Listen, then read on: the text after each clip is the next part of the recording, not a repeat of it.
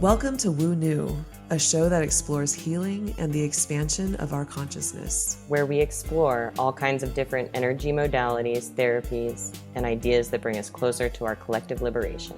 I'm Ellen, and I'm a journey work guide. I'm Sam, and I am an integrative energy therapist. And together, we are the co-creators of We Are All Daughters, a quantum healing space dedicated to helping us reconnect to ourselves, our bodies, each other, and the universe.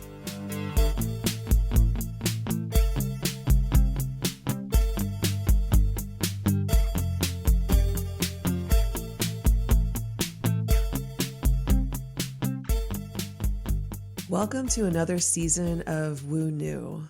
We're really excited to introduce our guest for this first episode, Allison Pelot. But before we do, Sam and I had some updates that we wanted to share with you. I don't know if you guys know this. Some of you guys might not know this, but we have a company called We Are All Daughters that really was the catalyst for both of our healing journeys. And as of August of last year, 2021, we became a quantum healing space.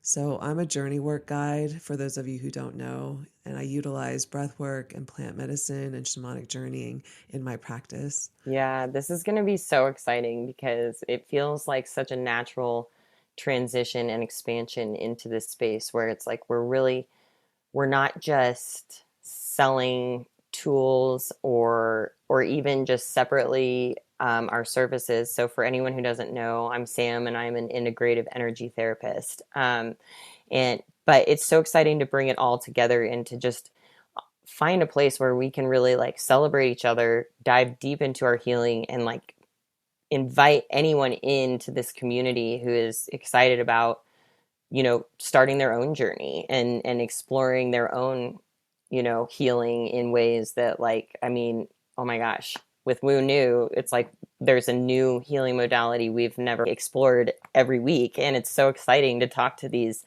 incredible people who are sharing their gifts with the world. And like, it's just such an honor.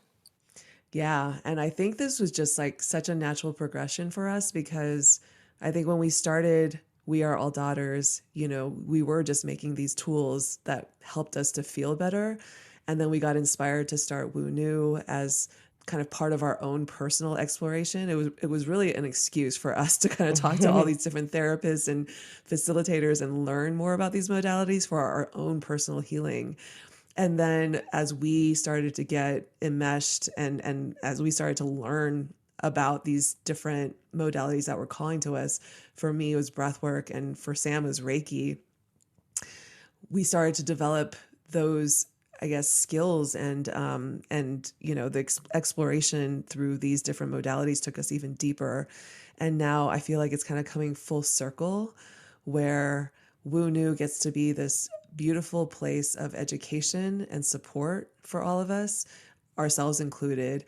And, we're no longer, fish out of water in the way that we started before, where we were really exploring all these things from an outsider's perspective. Now we're fully in. And so, it felt almost like the perfect time to also do a slight change to our name.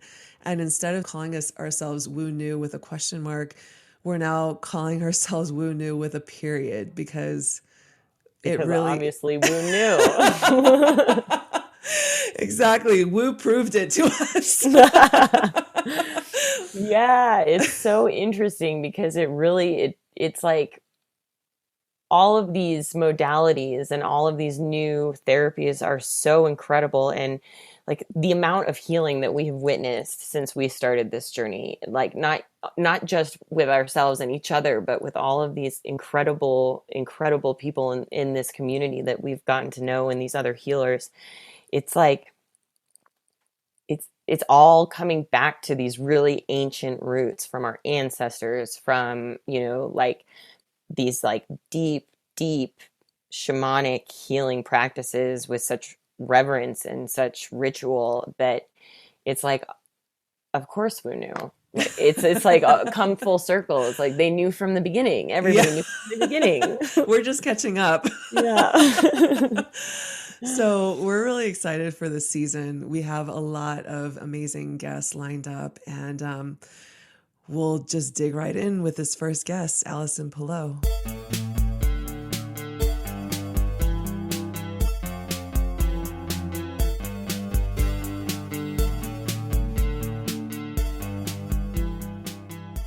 I've been waiting a long time for this conversation with Allison Pelot. She is the author of this amazing book called Finally Thriving that Sam and I have both gotten a chance to read over the last week.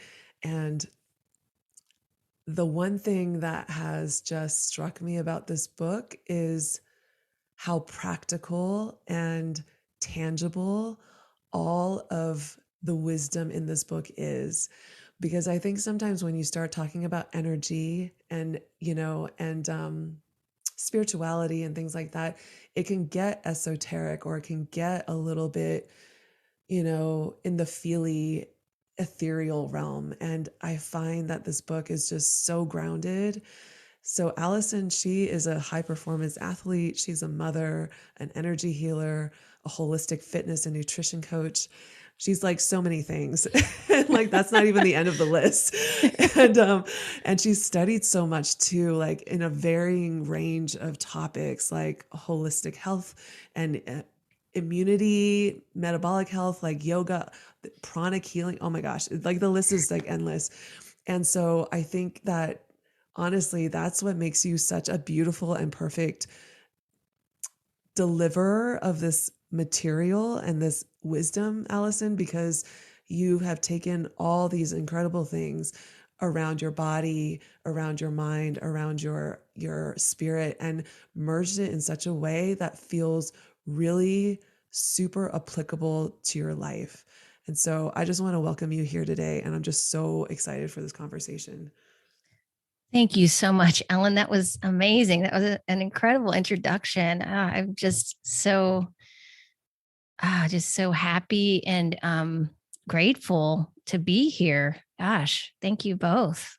Yeah, I mean, it just doesn't stop. We were just talking right before we started recording about like what a gift this book is, and it made me think about, especially as like an integrative energy therapist myself, like how many times even on my own journey, especially when I first started, working with energy, where it was like I would have a Reiki session and I would feel great, but then there was this moment of like, okay, so now what? Yeah, Like, what right. do I do with this? Like, how do I, and so it was so much trial and error and sort of like this process of very, I love how you call it the labyrinth, like very windy discovery, Yes, right, and right. and that's so how it is. But like the way that you approach it in from a place of just such appreciation and reverence for the journey itself and allowing the journey to sort of unfold while giving people really actionable steps to sort of start to make a difference and start to feel a difference in their lives very quickly and very, very simply is so magical. I can't recommend this book enough. Oh, Yeah. thank you. Thank you. Yeah, it's really something that's accessible to everybody. But what we've been taught or we've believed before is that it's some kind of a higher, it's like only certain people can attain this kind of connection with their energy. But the truth is everybody has this kind of access. It's just a matter of practically learning how to do it, just like anything else. Yeah. I mean, even you start out the book even talking about learning to trust yourself rather than putting all of your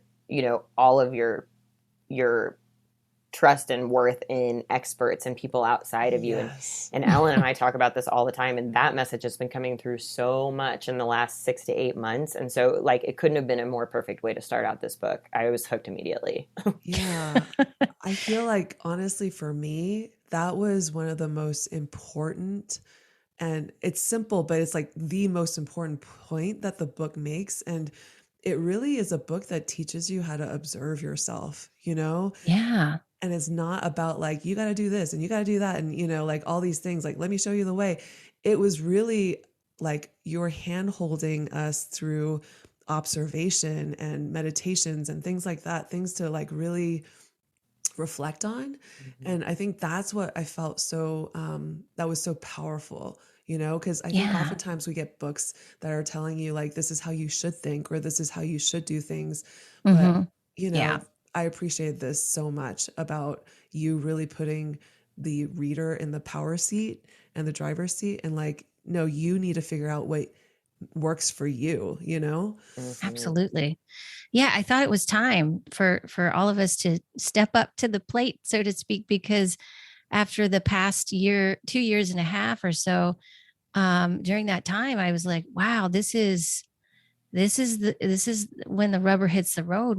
We can't stop. We've got to stop giving our power away to so-called experts and realize that we're the expert of ourself, Mm-hmm. Right. and bring that back home to yourself, because ultimately that's where you end up. But yet we don't necessarily learn that if we're always searching outside ourselves for the answers. Not to say that you're never going to do that, certainly you are, but at some point you have to learn how to practice being with yourself, prioritizing yourself, and then you can ultimately listen to yourself and honor your own perspective, and then other people's too. And then you have a higher level of discernment as it relates to the rest of the world. And so I felt like that was going to be more empowering for people rather than just writing another book that is just telling you exactly what to do step by step to get to this goal. And for me, that's just not how I work. I don't, necessarily like to take ownership of other people's experiences that way. I wanted to give people their own experience. I wanted to let them have their own journey and own their experience of how they came to these conclusions. Because I really don't have, I don't know what you want. And, it's up to you to know what you want, and then and then also realize your desires and start to move toward that. So, you know, again, it's like we go through a process in the beginning with a lot of these things where we do have to go to experts to learn skills, and then at some point you have to break off and then call it your own, right? And so that's Mm-hmm. what I wanted to do. I really wanted to give people a gift of, like, hey, this is what I did, this was my process, this is what I learned, this is how I've coached my clients as well and what I've experienced. Maybe people are experiencing this, but they just haven't heard it from someone else. So they don't know if it's real or not. So that was one Mhm. thing that happened to me, especially as it related to energy. I didn't really put it together, and discounted a lot of my connection with my own energy in the very beginning, because I wasn't really taught how to feel my own energy, or what, Right. or even Mm-hmm. just make Mm-hmm. any discernment around that, because, everybody takes in information differently. And it's also important to begin to understand how you take in information and how you feel energy in your body, even just like little, just subtle things. Actually, the subtler things are the most powerful. Yeah. And that's what I wanted to bring to light with this book. Yeah, I really love how even at the beginning you talk about like getting clear on your values. Hmm. I Yeah. I it's so funny. So my brother-in-law just ordered this book about it's something about like becoming more focused and productive or something. And I read the title and I think I made a funny face. He was like, "Oh, you don't like that?" And so I was reading through some of it and I was like, these things are great, but if you're not clear on the why you're doing it, it was all about like building good habits to be more productive. And I was like, so if you're not clear on the why, though, you're always going to fall back Yeah. into these patterns of avoiding doing the things that are going to help you achieve what you want. But then the question becomes, why are you avoiding them? Is that really what you want? Mm-hmm. Right. And I know you talked about like having some health issues and how you overcame them, and I think both Ellen and I experienced severe disconnection from our bodies and our energy coming out of our corporate careers. And um, for me it was exactly that. It was like just learning how to feel anything again. Yes. And then Yes. understanding and going through that process of healing and of self-discovery, to now getting to a point where it's like, I don't question these new rituals and routines and things that I do for myself, because I know that my health means that much to me. And it was so hard for me to get here. You know, it was a lot of work to get Right. here, and I don't want to feel like that ever again. But I'm so clear on that. And so many people are like, okay, how can I just like, okay, let's set the 2-minute rule. Okay, let's make sure I make my bed every morning. Check. Like, you know, it's like a checklist of things. Yeah. Right. Yeah. And so the thing is, like, when you read a book, or you get information from somebody about, steps you can take, and that's wonderful. Like, that's great information. But what's missing a lot of times is uh the practice of ownership around those skills. So there's a lot of skills, there's a lot of ways to do things, but it may not be for you. And as long as we're doing it that way, where we're reaching outside of ourselves for all these answers and never really looking in, you're going to continue this perpetual pattern of being the child in the relationship, like a parent child, instead of letting your inner children run the show. Not to say that they definitely do, but in a way that you're not acknowledging them. So like, you guys know Roseanne Grace, and I'm good friends with her and have worked with her for years. And what she has taught me is that if you're not acknowledging your inner children, they're going to do everything they can to get your attention, right? Until you do. And so what we want to move toward in our life is becoming our own parents. So your parents taught you how to some extent, they did the best they could to teach you how to be your own parent by parenting you. So some of us don't always have the best role models, or didn't pick up on everything, and still are building those skills. And so a great way for you to begin to build those skills as an adult is to start learning how to parent yourself by acknowledging your inner children. So any needs that you weren't getting met before, as a child, now you can meet as an adult, right?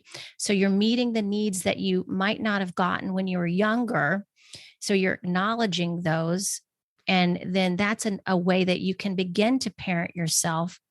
And so, in order to really understand those deeper needs, you have to spend time with yourself. You have to prioritize yourself, and really value yourself. So, again, the values are important because we want to make sure there are values individually, and you're not running off someone else's values. For example, when you were a kid, that's what you did. Your parents had values and you followed those values. And so if you're still doing that with people as an adult, then you're still the child in the relationship. And so, in order to turn that around, start defining your own values and then parent your inner children. Does that make sense? Yeah. Yeah. You have this really great quote in your book that says, I'm going to be reading you out to you a lot today. But, a friend of mine once described it like this: you wore pants when you were younger that fit you, but you wouldn't try to keep wearing those pants now because you've outgrown them. The same goes for your emotional responses and how you perceive the world when you were younger. As you grow, they change. It's about the awareness of whether we're still trying to fit into those small pants. Yeah.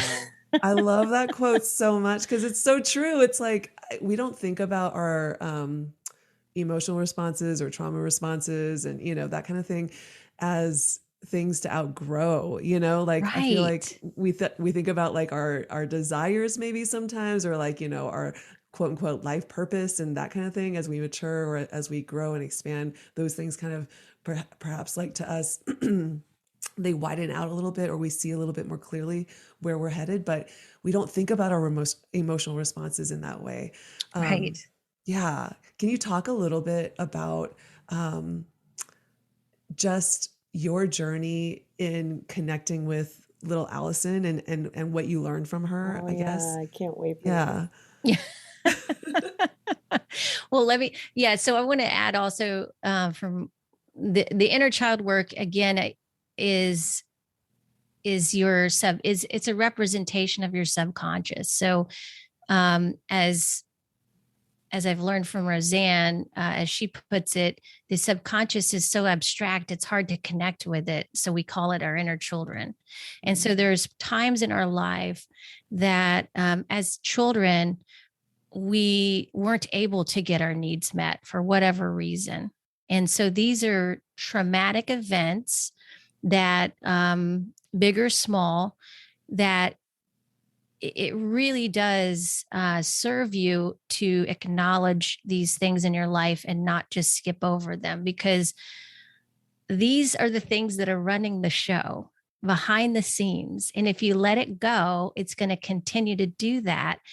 Once we acknowledge and feel these things and let them move through, this is when things get much better, and we can live from awareness and ownership of our experiences in our lives.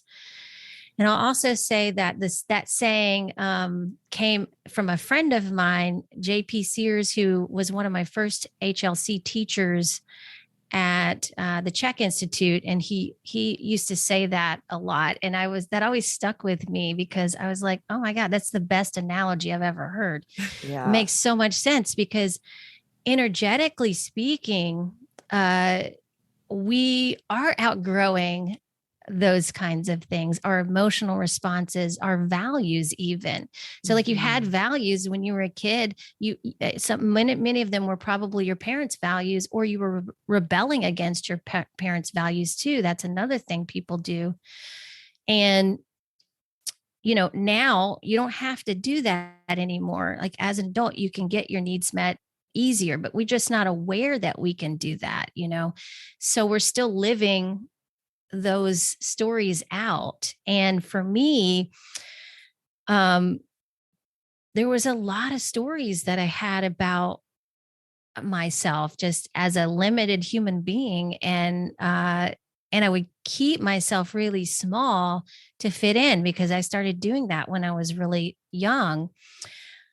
I would be around adults and I would energetically feel what was going on, and I would say things and embarrass my mom or my dad, and they'd be like, oh, you can't say that, that's rude. And I'm just like, I'm just saying what is coming to me, and at the time, it's like, of course your parents want you to be able to socialize and stuff like that, and not be someone who's rude, or someone they want you to be respectful and teach you that.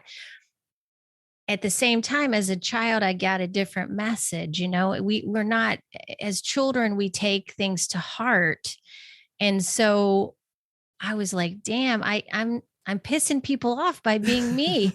So I better change it. I went through the same thing. Like I went through the exact same thing as a child. And so this really resonated very deeply with me, your experience, because I was told the same thing, like, oh, you can't say that, you can't do that, or like, oh, you can do that at home, but like, don't say that to anybody but me, or and I remember having this thought once as a very young child, like, I can't do anything without upsetting somebody, so I'm just not going to say anything at all. Right. And that is a heavy thought for a child to carry, even though the intentions from our parents are from the best place possible. Yes. And it, of course, they're teaching you how to set boundaries as well, and other people, about other people's boundaries and those kinds of things. So that makes sense. But my point is that, as an adult, we don't actually change those stories or become aware that that's still with us. It's like, another one of my teachers said, it's a book on a shelf, it's still there. It's up there. You're just grabbing it every once in a while. And until you take that book off the shelf, then it's still going to be there. It's not going to be able to, you're not going to, be able to move on here. So that's why I put that in there. And at first I was like, wow, I wonder what people will think about this, and how, and I'm so delighted to hear that it resonated with you both. And because I felt like a very important but very subtle experience I had as a child. And I was guessing that a lot of people would relate to that because we just discount all of those little things that happen. Mhm. But again, they stay with us until we acknowledge them and transmute that energy. And so going back to the pants thing, like it is the thing where, just like with anything in your life, you outgrow it. You outgrow your taste in clothes. You outgrow your taste in decor in your house. Why wouldn't you outgrow your emotional response, Mm. your energy, just your essence? Um, more you come into yourself with your own energy and your own essence, that's actually a growth in your energy. You're going to expand your energy out much further than you were able to before. Mm. So you have to make space for that, right? Yeah, 100%. And just even the example that you gave about when you were little and being told, what not to be, what not to do, what not to say, all that kind of thing. I found that, and I think, because I'm a recovering people pleaser, those parts in the book really, really spoke to me. And I find that it was like little Ellen being told, like, you need to be a certain way, or you need to like stay obedient, you need to stay disciplined. Um, Don't make waves. Right. yeah, Yeah. and it really shaped my, I guess, my adolescence and going even into adulthood of me catering to other people and taking cues from other people as to what is allowed or quote unquote good and what isn't. Yeah. And I'm going to read you out again to you. You have this beautiful chapter called, I think, Living in Reverence that I Yeah. just It's one of really my responded favorites. to. Yeah. Yeah, everything like word by word. I was just like, oh my God, I need to memorize this or have this tattooed on my body. Um, but I'm going to read out a couple little passages, but the first one you say, we often suppress our desires and wants. And then when we see other people playing those desires out, we negatively project our fears onto them or beat ourselves up. Yeah. And you were saying that your teacher, Paul Chek, would say, what you resist persists. And what this means to me is that the more we suppress our desires, the more the shadow side of that desire comes up in our lives. Yeah. So, for Yes. example, if you want to be wealthy, but you have a story you tell yourself about wealthy people being greedy and bad, you will Mm-hmm. continue to experience the shadow side of wealth. This is a scarcity mentality. Holy shit, that struck me so hard. Because I think that exact example is something I have struggled with a Hmm. lot, especially coming out of the world that Sam and I came out of. Um, Yeah. the world of advertising and marketing, and where like it's all about how profitable we are and how much money we're pulling in, to the point where what I was seeing was almost like a neglect of the team and what the Mm-hmm. team's needs were. And so it created, and that was just like one, like, I guess, recent adult example. I'm sure there was like many that came from my younger self that shaped this perspective. But I was seeing greed equals bad, or like Hmm. Yeah. money equals bad. And I think the last 4 years have been me um, reprogramming that aspect, and coming to a Mm-hmm. new, understanding of money as energy and wealth not being bad, and abundance and all that kind of stuff. But I'd love to hear from you, like, what inspired this chapter, and yeah, it just, yeah, what Yeah. you have learned in your own life. Oh my God, that's such a huge topic, right? I mean, Mm. it really, it's one of those things where you're forced to look at how honest you're being with yourself about that story, right? Because Mhm. Yeah. yeah, there are bad people who have a lot of money, but there's a lot of good people who have a lot of money too. So which side are you going to go with, Um, And hey, I like having a lot of money. I had to be honest with myself. I really enjoy it. I enjoy making money. I enjoy having a lot of money. I want to move in that direction, but at first I had this story about only greedy people, all these greedy people, are making all this money and they're, you know, and I had, yes, I mean, is that true? Sure. Is the other true? Sure. So a lot of Mm. things can be true at once. When we start Yeah. to realize that, that a lot of things can be true at once, then we realize, well, which truth do I want to go with? Like, where do I want to go with this? Because I can go anywhere. And a lot of times I've found that I'll share this before I share my own story. Um, a lot of times I've found that people, and this would include myself, because I saw this in myself too, will in the efforts to make yourself small and to fit yourself in that small box of comfort, you will make up stories to limit yourself. And that's a great story. That's a very common one. It's been passed down from generation to generation.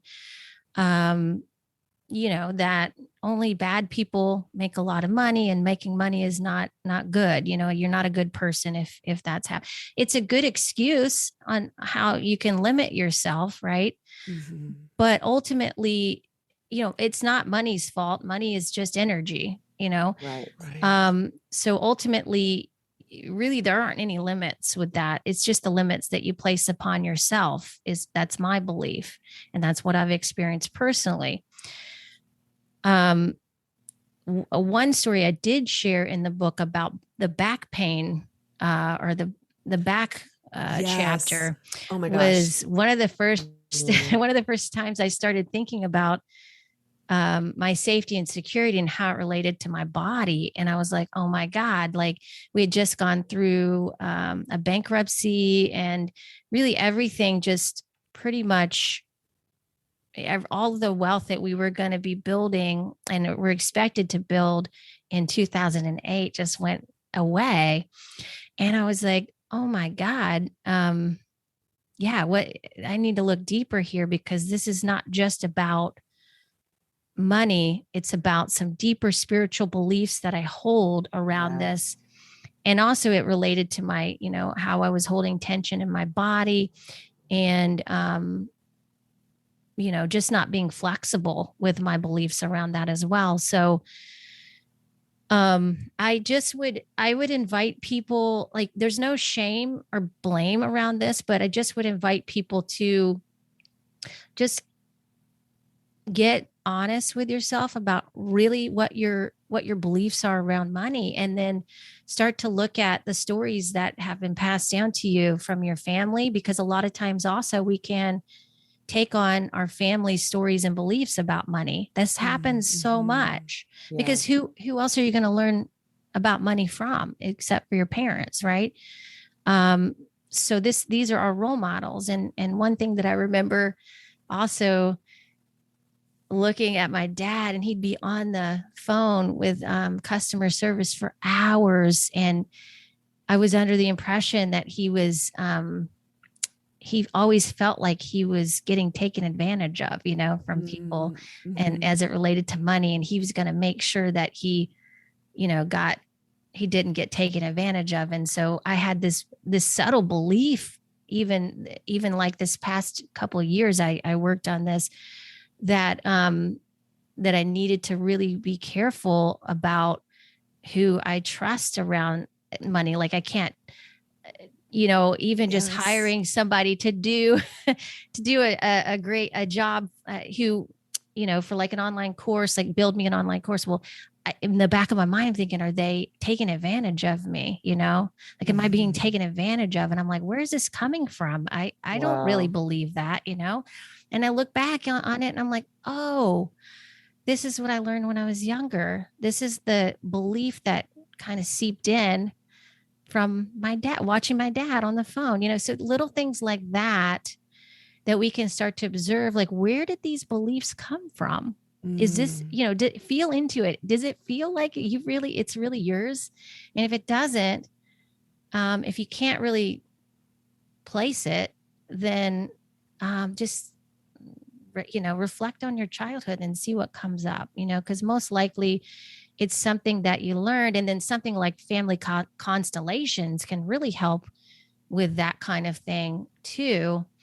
If you guys had mentioned family constellations in the beginning, so I'm assuming you're very familiar with that. It was a life-changing, I've only done it once. I may only ever do it once, but for me, it was, oh my gosh, it was like I had never experienced anything like it, nor have I since. It blew my Yeah. mind. Yeah, it was so powerful. I mean, even the way that Ellen has described her experience, it like still blows my mind because it's like the energy is so palpable and the work is Mm-hmm. so tangible, even though you're you're the one working through it without necessarily the people that in your family that are Yes. Yeah. in the room with you, and the way that like other people are able to step into that energy and feel it and embody it and really like help move that energy around is like such a powerful experience. Like Mm-hmm. even just through what I've heard about it, I'm like I already can tell like this changes lives, everyone's Mm-hmm. life. Absolutely. And one thing I did learn from family constellations, my teacher, Hannah Beer, took me through that. And I still have her as a coach too. And she's amazing. She's a very skilled therapist. And she taught me that we can we can attach to these beliefs that our parents had, especially as it relates to money, out of the need to connect with our parents. So again, that's another Oh, deeper Mm. aspect of it, that if you realize that, oh, I can actually connect with them, with my parents in other ways. I don't have to connect with them through this kind of thing.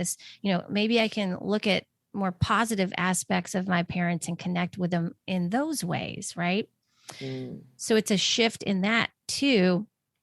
And so, but again, it's all subconscious. So, it's things that we were really not aware of until we start to explore that. And that exploration is so valuable, because then you build that awareness of what's really happening here, and then you don't feel mm. anxious or out of control, or like you have, you know I mean, there are aspects of life that are going to continue to be unknown, but there's also an aspect of life that you can ground into and feel more confident about, so Mm-hmm. that's mainly what I'm talking about here. I really appreciate the fact that you bridge and connect the mind, the body, and the spirit in this Mhm. book. And you do it in such a deliberate sort of way, because it all is holistic, right? It's all Yes. interconnected. And there's one line that you say in your book: your energy will always manifest into your physical form, Oh my not God, vice I versa. highlighted that too. I was like, this is so true. It's so Yes. true, and I don't think we think about it sometimes in those terms, that you can literally affect your physical body through your thoughts, your beliefs, your Yeah. values, or your non-values, all these things. Um, I'd love to hear a little bit about your experience, with like pranic healing. You had Yeah. quoted, the book Miracles Through Pranic Healing, and you were saying manifestation begins in the subtle energy body with what, he describes as thought entities, and then manifests in the physical form as Mm. either disease or lasting health and wellness. This is why it all matters. And yeah, I especially this year, because I know. our, I was like, could this be more Yeah. relevant? Oh my This is God. so yeah, on Yeah. point. holy Totally. crap, yeah. Okay, go ahead. Yeah, I mean, I thought it was time to. I thought this would be something people could relate to now because of what we've experienced this past couple of years. And it hasn't been as obvious as it is now with all the thought forms and, um, the certain kind of language that they're using in the media and those kinds of things, to put people in more of a place of fear. Master Choa, who developed the pranic healing system, he would talk about thought forms that would come up in our energy field. And then the more you give energy and focus to those thought forms, the more they grow and latch on to you. And that's how he described it. And then they eventually manifest into the physical, which a lot of times can manifest into disease if it's, more of a negative thought form. And when I was doing pranic healing, I was using these modalities on people and getting really great results. But I was noticing that I was taking on a lot of people's energy and feeling exhausted. And so I realized I wasn't at a place where I could manage my energy properly to be able to work on people that way. Later, I realized that it's more about helping people connect to the light on their own, and then help them kind of do the clearing themselves in a way. So you're not doing it for them. They're really doing it, but you're guiding them through it. And so, as an energy healer, what I try to do is help people with, initially, like one of the easiest things that we really can do is change the thoughts that we're having in our own heads, like our inner dialogue. How, what are you saying to yourself all the time? Like 90% of the day, are you criticizing yourself? Are you saying, oh, I shouldn't do this, shouldn't do that, I can't do that, I won't do that, I don't want to do that? So if we're constantly focusing on what we don't want, this is what starts getting created. Right. And it's just like putting things on a vision board. Your the way you talk to yourself is your inner vision board, and it creates the reality that you then that you're then experiencing. So the way I originally learned was from Master Choa, and it was a little bit abstract, and it was hard for me to connect to until, of course, the last couple of years, for sure, I'm seeing it like, wow, people, it's really something that we haven't had to do as much until now, is to learn how to manage our own energy. Because I think also it's discounted. Like the energy body isn't talked about a lot until most recently, much more, but it's always about the physical body. And still with a lot of practitioners, they're still all about the physical body, which is very important. And I'm all about the physical body too. But I do believe that the subtle energy body has to be addressed if we want to experience a higher level of being, as well as true healing in the body. Otherwise, we're just going to keep doing the same thing over again, or cutting something out, and instead of realizing the potential that we have to heal ourselves there. So there's just so much that people don't even consider as it relates to that. And even just with the thoughts, like your own thought patterns, I just start there.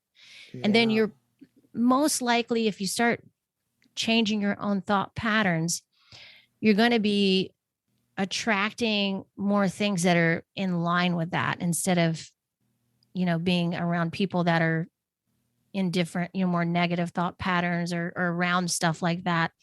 Or if you are around that, you have some discernment, there's like a more of a, you can tell a big difference when you're like, whoa, okay, wow. Why, as opposed to like, if you were always thinking negatively to yourself and they're around negative people, it would seem normal. Right. But yeah. Does that make sense? Yeah, that makes total sense. I mean, I even had this conversation with my mom a couple weeks ago. She said something about getting old and how her body wasn't aging gracefully or something like that. And I remember looking at her and I was like, Mom, you can't say stuff like that. Like you gotta like tell your body she's a fucking rock star. Right. And like, if you want to eat that cookie, you eat that fucking cookie, and you say, I am treating myself because this is something that brings me joy right now, and your body will digest it completely differently than if you look at that cookie and Yes. say, I shouldn't have this, but I'm going to eat it anyway. And then your body takes on this inflammation from trying Yes. to, Absolutely. yeah. And Yeah. I was like, your body will literally digest food differently depending on how you talk to yourself. I was like, stop telling yourself you're not a rock star. You're a fucking rock star. I love that Right. so much.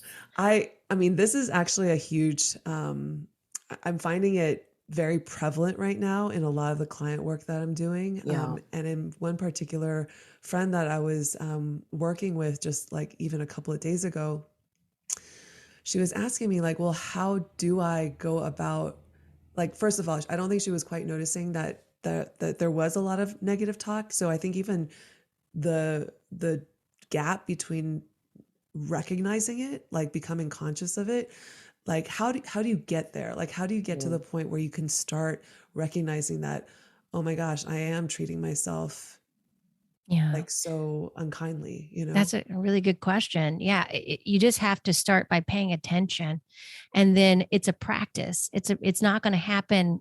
You're not going to be perfect right away. It's going to take some practice to start listening to yourself. But also, I believe that there needs to be time with self. So you need to Mhm. prioritize time just with yourself so that you can be with your own thoughts on occasion. So if you're around people all the time and constantly doing things, you may want to consider taking some space for yourself on a daily basis so that you can practice the art of listening to yourself, you Mm-hmm. know? Yeah. Yeah. Because Yeah. your body totally Ellen, you're right about that. I think that was Ellen that said Yeah. this. Um, uh, your body responds on a cellular level to everything you're telling it. It wants to work for you. It's here Mhm. for you. So it's going to do what you ask it to do. Basically, Right. that's the rub. It's like if we want our bodies to respond favorably, we have to treat them favorably. It's like what I wrote in the book with the attention and focus you put on it. It's like your plants. We all know now that if we talk to our plants, if we water our plants, if we send love to our plants, they're going to grow much more and flourish. And the same goes for our kids. The same goes for our pets. If we neglect them, if we don't acknowledge they exist, if we forget to Hmm. feed them, they're not going to flourish. It's the Yeah. same Yeah. thing. Yeah. I also really loved your point, okay, because I had this exact same thought about The Power of Now by Eckhart Tolle, where Oh, it's yeah. like there this idea of just being present all the time. And I remember when I first heard it and he was talking about it, at one point I was like, well, yeah, of course, in theory, this is amazing. But in practice, it takes practice to get there. And what I Mhm. really loved was that you sort of examined that and gave ways that you can sort of just allow yourself to come back into Yeah. what you're doing now, like even something as simple as like, okay, let's eat dinner with your non-dominant hand tonight. And it's like kind of Mm. fun, it's kind of goofy, but you like really have to focus in a new way, and you're really like paying attention to what you're doing in the now and allowing yourself those moments of like sort of recalibrating your energy to that, rather than allowing yourself to distract from it. Was Yeah. exactly what you were talking about. Like, are you distracting yourself from yourself, or are you making space for yourself? Yes. Yes. Yeah, that's one of my favorite things too, because it's so funny that you mentioned that, because I had the exact same experience. It's like, yeah, this is, and a lot of of a similar experience with many spiritual gurus, or anybody within that realm of Mhm. motivation, saying these things that make total sense. Like, yeah, of course that makes sense. But how do I do it? How do I integrate this? I can't be in the now right now because I just can't. I have no skills. Yeah. So, one thing that I learned about that too is that I had to acknowledge my desires and wants and needs first. So, if Mm. as long as you're like a needy adult that needs all these things from other people, and you're not even meeting your own needs. You have all these desires, these wants that are unmet. You're going to be distracted. That's just the way Yeah. it is. It's like you got to calm yourself down before you can start being in the now. Like if you want to enjoy the beauty in life, um, meet all your needs first, right? I mean, of course, in any of us can we really just be in the moment and be like, oh my God, look at that, that tree, look at the ocean. This is beautiful. But then we go back into our life, and we're scrambling and we're striving. Mm-hmm. But if you want to quit the whole rat race and meet your needs, and then you can enjoy every moment that you want to, and appreciate everything. It's just this, it's a little bit hard to explain, but that's how I came about to do that. I mean, I needed to acknowledge my inner children who were constantly getting my attention and making me, I just felt like I couldn't meet my needs. I felt very, anxious a lot of the times. I felt like there was something I needed to do, even when I was talking with people. It was a terrible feeling. It was a terrible feeling. It was like I was never in the moment. I would say never, but many times I was not. And if you feel like that's you and you feel like it's hard for you to actually just even sit down with someone and have a conversation and just listen to them, that is a great indication that you are on some level not meeting your basic needs. Yeah. Right. And I think we just start there. And then if you can do that, then you can enjoy your life much more. But yeah, that's pretty much what I've learned so far. I started doing this. It's like one tiny itty bitty little change that I wasn't even necessarily consciously like, okay, what do I want to change about my life to be more present? But it was just a recognition that when I ate my lunch during the day, I would always either like take it as like a break so I could turn on the TV or surf through Instagram or something like that. Right. And like about a month ago, I decided, you know what? I live in the mountains. I'm surrounded by like birds and trees and this incredible mountain. Like, why not just stare out the window as I ate my lunch? Like just one simple little, not a big deal kind of switch. And it's so interesting because the habit of wanting to pick up my phone during that time, because it had been like programmed in me over years, even since like the career, was so strong that I had to like really consciously say, no, this is like my time, even 30 minutes. Like this is my time to eat my like granola and yogurt or whatever it was. And the more I did it, and I would just sit either outside or staring out at the window, I felt so much more calm, and I was able to, I don't even know how to describe it. It's almost like my channels were open and I was able to receive more insight and wisdom just by sitting there eating my food in silence, staring at a tree, Yeah, that's the key. That's the key. Yeah. And that's the next topic is receiving. Like it's really hard to receive if you This was are huge for me. always, doing and like when I say needs, meeting your needs, that's exactly what I'm talking about, Ellen, is that you are like, for me, I need to have time for myself. Like if I don't give myself time, like just by myself every day, then I feel like, I don't know. I feel like I missed something, I feel like I didn't give myself enough space. Like I need to check in with me. And so I honor myself by doing that as well. And even just something as small as that, and like you're talking about, it's not small, it's actually huge, because you are prioritizing yourself, you're sending a message to yourself that you matter.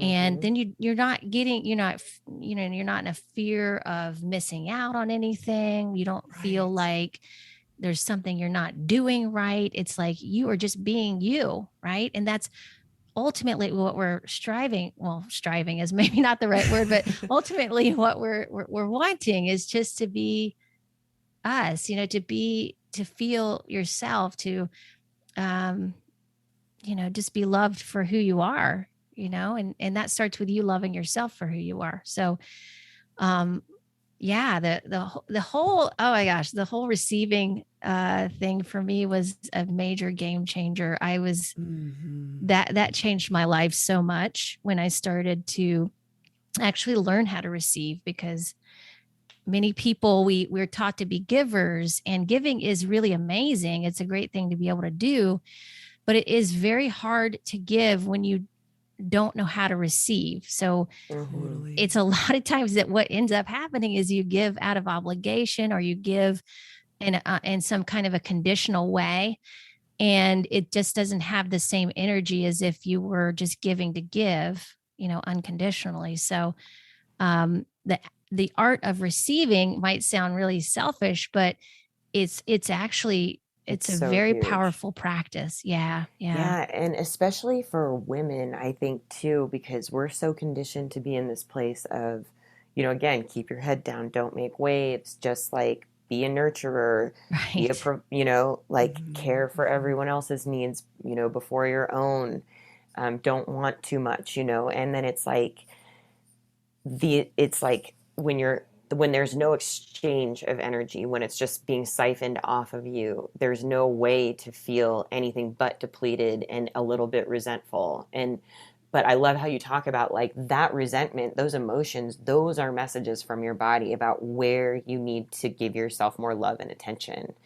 And Yeah. it's about Yes. like I loved that whole chapter that where you talked about really like trusting your body and grounding and Hmm. tuning in to hear those, and even like the Yeah. practice of taking yourself on a wellness state. I'm trying to get my little sister to do this now because it's so important. I'm like, just go and let yourself just be, do anything that makes your body feel good, or like that is going to be fun, and just don't do anything else, no chores or anything else. Just let yourself have a good time, or let your body relax. Just love on it.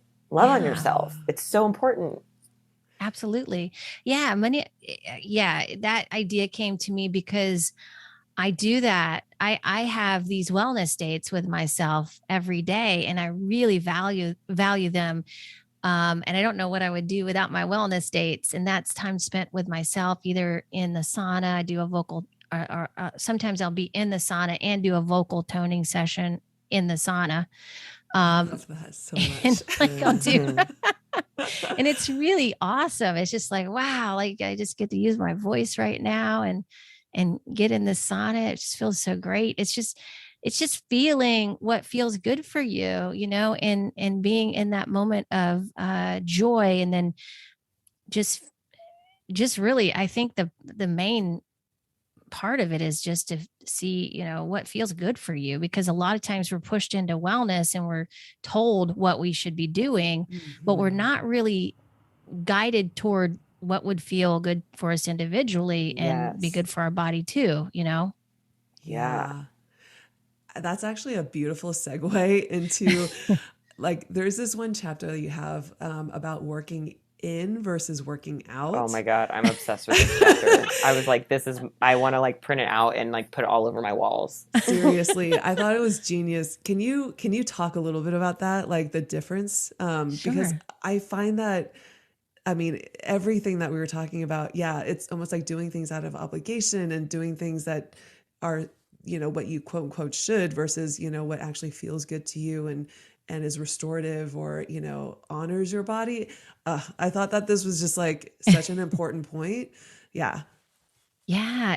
Yeah. So the working in term and the approach to working in was something I learned from Paul Chek at the Chek Institute. And I had been a competitive gymnast since from the age of 5 to 22, or actually I started competing, I think around 6. And, you know, so that's a long stretch of time to Mhm. be really pushing your body to its ultimate um, peak of performance for that long. And so I just learned that just to push hard and go hard, you know, as it related to working out.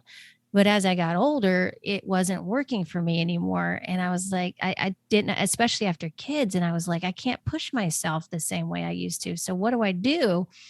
And I got involved with the Czech Institute and learned this working in practice. And Paul has a book called Eat, Move, and Be Healthy, and he has the working in exercises in that, which are really great to refer to. But really, it's just slow movement, and what it does is it really brings back first of all, it what it helped me do was feel the energy flow in my body, Mhm. which I Mm. had not experienced before. Because when you're doing fast movement, you can't feel the energy move in your body like you would with something like qigong or tai chi, and that Mm. is the idea behind that practice is to create more chi or life force energy in the body. That's how they regenerate their life force energy. And it does sound counterintuitive, but actually, it really It it totally brings you, works. yeah, it brings you into more of a parasympathetic nervous system mode, which is your rest and digest mode. It's also your healing mode. And so when your body is able to get into that kind of a mode, it's going to be a more restorative way for your body to regenerate. So regenerate your energy. You can also, so the ones that I have learned from Paul are geared more toward each chakra. And so we're energizing the chakras and we're going up all of them. And it is like I did it. Actually, I did a working in practice this morning, as a matter of fact, with one of my clients. And there's one where the pelvic tilting is for me the most powerful because I can feel the energy in my sacral chakra moving up to my throat. Whoa. So Wow, that's so cool. yeah, and you may feel, everybody's different, but you may feel the energy, you know, especially if you've been a little bit blocked in a certain area, you may really feel like a rush of energy coming through the body. It could be very subtle as well. It just depends on the person, but it's a really great way to check in with that and to see how that feels for you. And then it also is great because it will not only restore your body, but then will equalize the energy centers, your chakras, and will help you just connect with that part of yourself, that subtle energy body that we normally don't get to experience that often because it's not very tangible. But when you feel it, you'll know it's real, right? And that's Mm. how Right. I could tell. So yeah. Do you recommend that people like w- work in versus work out? Like, is it one or the other, or is it kind of Yeah. both? That's a really good question. It depends on where everybody is in their process. So if you're in a more of a healing process, like some people, at one point I was had a really low thyroid and was going through a major energy depletion in my life, and I was using more of those work-in exercises at that time. Mhm. Then when I built up enough resilience and in my body and with good nutrition and you know, bringing in the harder exercise a little bit at a time, um, I then now I'm able to bring in the working in exercises. If I feel really tired or if I feel fatigued, I'm going to do some of those just to replenish that those energy centers. Um, you know, for example, I'm recording an audio book right now, the audio version of this book, and it's taking a lot out of me that I wasn't expecting. I'm standing up on a, you know, talking into a mic for 4 hours straight. And I'm like, I'm not used to this. This is not the kind Mm. of energy I'm used to, you know, using. And it really took a lot of brain energy. And so sometimes when you're using a lot of brain energy, it takes more replenishment. And so like for something like that, that would be a great thing that you could do to just kind of give yourself a little boost of energy. You can do it, the exercises are great to do before you go to bed at night too. Mm. Because it energizes in a different way. It's like, it moves the energy through, but also you feel like sometimes taking a nap because it really brings you down into that parasympathetic state. So it's really appropriate for before bed as well. And then if you have spinal issues, if like you're in an inflamed state with your spine, that would be a good way to use them too, for something like that, to help the body relax and stop spasming and that kind of thing. So I used one of those moves when I was in bed with a bad back, and that really helped me get up to where I could stand and go to the bathroom. Wow. It was kind of amazing. Yeah. Yeah, it's so interesting because I look back on like especially when I was in my early 20s, like I was going out 5 nights a week and with my friends. I was working 6 to 7 days a week, like often 78 hours a week. And I never stopped. And in the meantime, I was like pushing my body into these extremely high stress workouts. And I remember always thinking like, why am I not losing weight? Why do I like, Yeah. why is this happening? And now knowing what I know, it's like so clear. I was not in a place where my body was able to recover ever.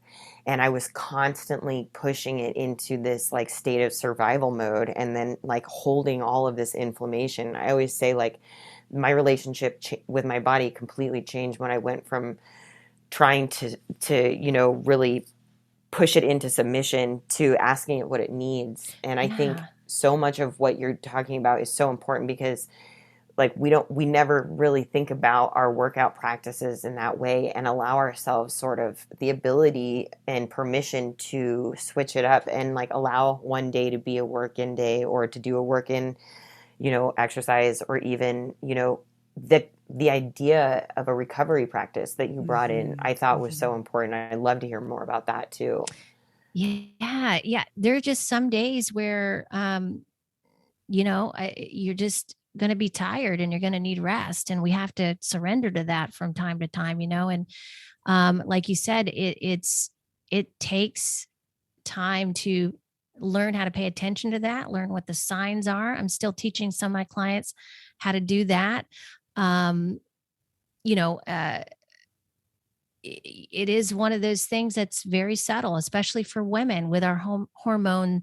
We have a different hormonal balance. So for women, especially, if we push it too far, we're going to see, inflammation, and we're going to see weight gain. So it's a little bit counterintuitive to what you have been taught, what most people have been taught in the fitness industry.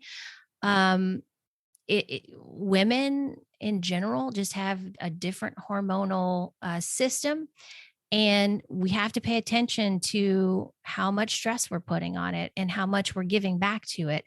So really the replenishing in recovery phase is so important. And I put that in there because I feel like everybody knows how to work out. That's like that's not an Yeah. issue, Right. not an issue at all. But rarely do people get the lesson of recovery. And it's really funny because, I've been an athlete. I've worked with a lot of athletes.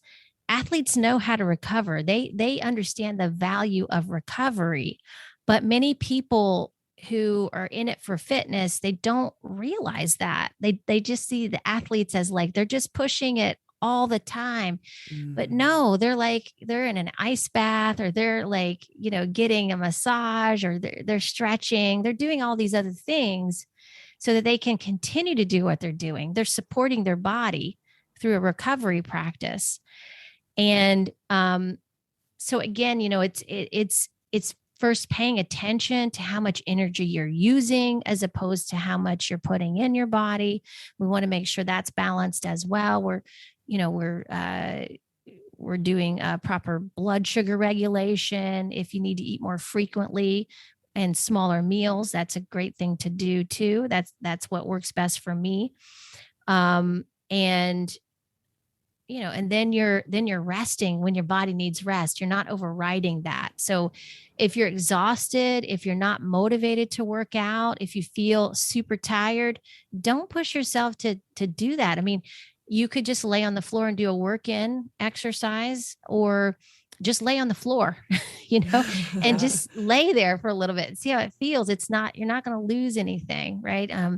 Take a walk in nature. There's other things to do besides working out, um, you know, so hard, like 5 or 6 days a week. Like most high level, um, fitness professionals and don't even do that. So it, Mm-hmm. it's, it's important to pay attention to when you need to recover. And generally, I mean, give yourself a day off between a, some days off between your hardest workouts. I usually only do like a really hard workout, like maybe once a week or once every other week. I give myself time. I recover pretty fast now, but like, it's one of those things where I much more enjoy doing um a little bit of something every day rather than just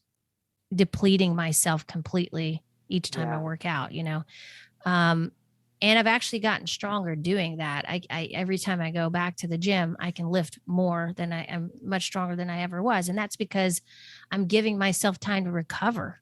Yeah. That's the other thing. You're going to lose strength if you're working out too much, right? Because you're always breaking yourself down and you're never allowing time for your body to rebuild. God, I mean, this is like such a lesson for life, Yeah, Yeah, it's exactly. about creating that space. It's like the body Totally. is going to be on its own time. Right. You just have to understand that and start to pay attention to it and learn how, what kind of time your body likes to be on. It's, you can't rush it. You can't rush the healing. It's just something to work with. And again, I talk about talking to your body too in the book, and um, it will talk back to you. You will get messages from it if you start talking to your Yeah. body. It's so crazy because this actually made me think. I came down with COVID right Uh-huh. around the beginning of January, and I lost my smell and my taste. Oh yeah, Um, yeah. and and when Ellen and I were talking about it, I was like, this was such an interesting experience for me because it was like my intuition and my connection to my body was immediately heightened. And I found Wow. myself having to initiate conversations with my body in entirely new ways to understand what it needed because I didn't have the ability to rely on my sense of smell or my sense of taste. Wow. And it's like it Yeah. was such a huge shift, but it was so funny because it was in this process it sort of like unfolded that I realized I was having full on conversations with my body, like asking it questions, stopping and waiting to see like what was the energy shift in that, like is it like contracting or expanding, and really engaging in a conversation in a way that like I hadn't even done before. And so in this weird way it was such a gift. Thankfully, thank God, I did some Wim Hof breath work and stuff, and so my senses all came back because I know That's that some great. people who lose Yeah. them, are still struggling with that. But um, it was such a unique experience, and I'm actually in a weird way very grateful for it. Yeah. Yeah. What did your body tell you, if you don't mind me asking? you know, okay, so the other thing I really loved about your book is that um, you talk about like live dirty, eat clean, Yeah. right? And Mm-hmm. so I was like, it was like, okay, I um, don't typically eat meat, but Yeah. I knew I was like, it was like I could feel my body craving like the healing properties of bone broth. So I Oh went out wow. and I bought like my favorite kind of bone broth is this like you can only find it natural grocers in the freezer. It's called Bonafide. Oh, okay. And Yeah. I basically like lived on like ramen soup, and I went out and I got organic root vegetables every day just to replenish my energy. And I was trying to eat super clean from the earth. And then I even started eating fruits again, like apples, fruits I Yeah. never eat. And it was just like I could feel my body like pulling me towards those things. And then after a couple days, it was like weird things would just pop into my head, like weird kinds of food that I wouldn't normally eat in my regular diet. And I was like, okay, I'm going to lean into this and just like allow Wow. myself to have it. And then like gauge my energy and like allow my energy. And then along with that, just tons and tons of soaking and resting and hydrating. That's incredible. Yeah, that's a great example of what I'm talking about is yeah, your body is always talking to you. It's just a matter of like when are we making space for that, you know? Yeah. Yeah. Mhm. Yeah. And because I felt too shitty to do anything else, Yeah, it really was exactly. You had to like, listen. yeah, exactly. I was like, okay, I'm in this. Like, we're going to get Yeah, through this. Like, how do we do it? that's awesome. I love that. I want this conversation to go on for like Oh, I another 20 know. hours. I feel like we just barely scratched the tip of the iceberg. Seriously, it's like literally every chapter could be its own podcast episode. It's so good. It's like so chock full of like wisdom and goodness and like actionable items. Like, yeah, I feel like I could Thank talk you. about it forever. We always love to ask our guests this one same question at the very end, which is clearly you have learned so much and received so much throughout your whole life that it may be hard to condense it down to one piece of wisdom. But if you were to really sum up, like, if there's one big piece of wisdom that you hang your life on now, what would that be? Wow, that's a big question. Oh man. I think I'm going to use something that a chapter in my book, and I would say the energy of simplicity and ease in your life. Like, where can you find that? Yes. That would be my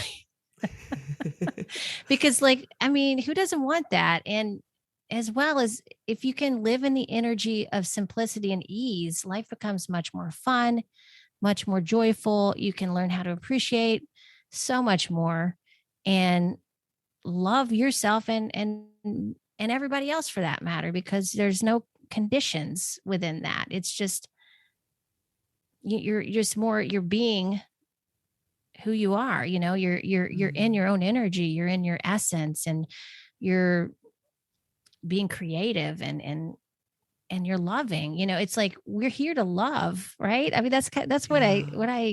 the conclusion I came to during this time was that how can I be the best lover or how can I be the lover I want to be, I love especially as that. it related to my relationship with my husband. Like, I've not learned that in relationships that we can decide what kind of lover we want to be, you know? And this can translate to everything, every relationship you have, everything that you love, what kind of lover do you want to be? Um, and yeah, that's what that's really what speaks the most to me is like, I'm here to do that. I'm here to enjoy my life and to love and to inspire. And so with that, I would like things to be simple and easy. So Yeah. make it a lot more fun, Yes. 100%. So Yeah. fun. Like, we just need to enjoy having fun. Yeah. Give ourselves Seriously. permission to have fun. Yeah. Yeah, absolutely.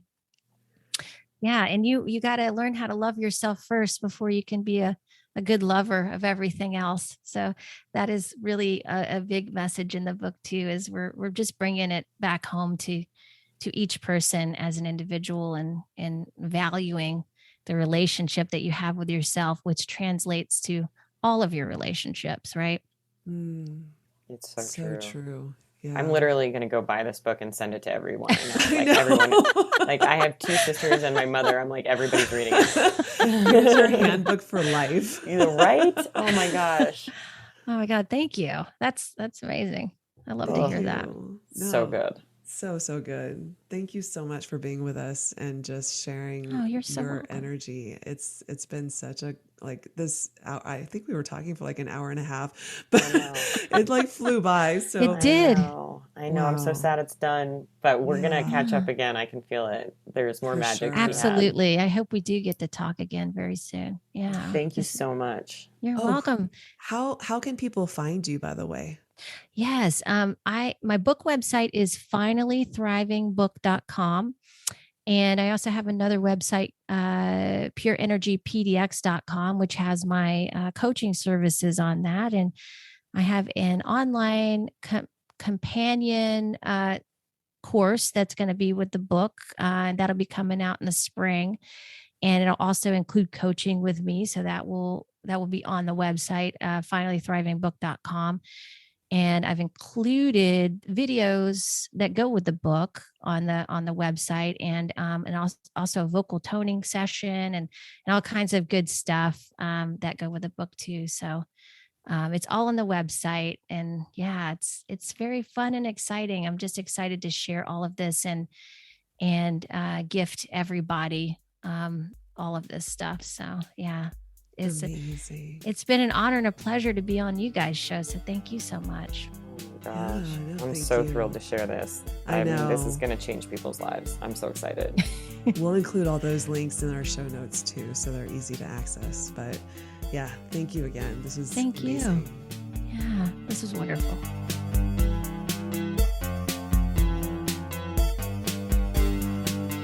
Music for Woo New is composed by Adam Miller. His new album Gateway comes out this Friday.